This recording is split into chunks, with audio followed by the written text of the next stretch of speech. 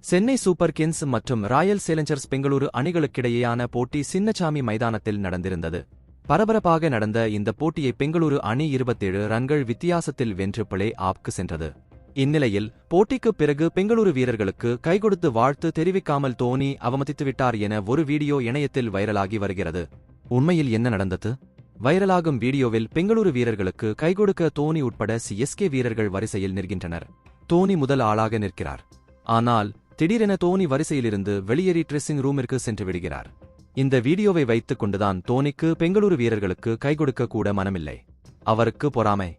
இவ்வளவு அனுபவம் இருந்தும் ஸ்போர்ட்ஸ்மேன்ஷிப்போடு தோனி நடந்து கொள்ளவில்லை என எக்கச்சக்கமான விமர்சனங்களை தோனி மீது முன்வைத்து வருகின்றனர்.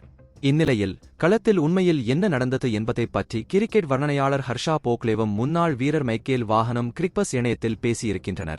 இதுபற்றி ஹர்ஷா போக்லே பேசுகையில், தோனி நீண்ட நேரமாக பெங்களூரு வீரர்களுக்காக காத்திருந்ததாகவும் ஆனால் அவர்கள் வெற்றி கொண்டாட்டத்தில் இதையெல்லாம் மறந்து சென்னை வீரர்களை காக்க வைத்ததாலேயே தோனி கைகொடுக்காமல் சென்றதாகவும் கூறியிருக்கின்றனர். நீங்கள் உலகக்கோப்பையின் இறுதிப் போட்டியை வென்றாலும் கூட எதிரணி வீரர்களுக்கு கை கொடுத்துவிட்டு கொண்டாடச் செல்லலாம்.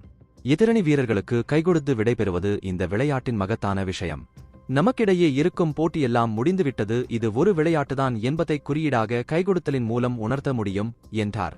மைக்கேல் வாஹன் பேசுகையில், தோனி ஒரு ஜாம்பவான், ஒரு சகாப்தம். அவர் ஓய்வு பெறும் நிலையில் இருக்கிறார். உங்களுக்கு கைகொடுக்க காத்திருக்கிறார்.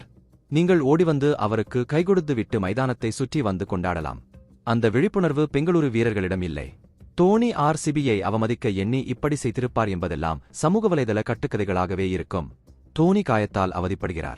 நேற்றைய போட்டியில் அப்போதுதான் பேட்டின் ஆடிவிட்டும் வந்திருக்கிறார் எனும்போது அவர் உடல்ரீதியாக எதுவும் அசௌகரியத்தை உணர்ந்திருக்கக்கூடும். அதனால் கூட வெளியேறியிருக்கலாம்.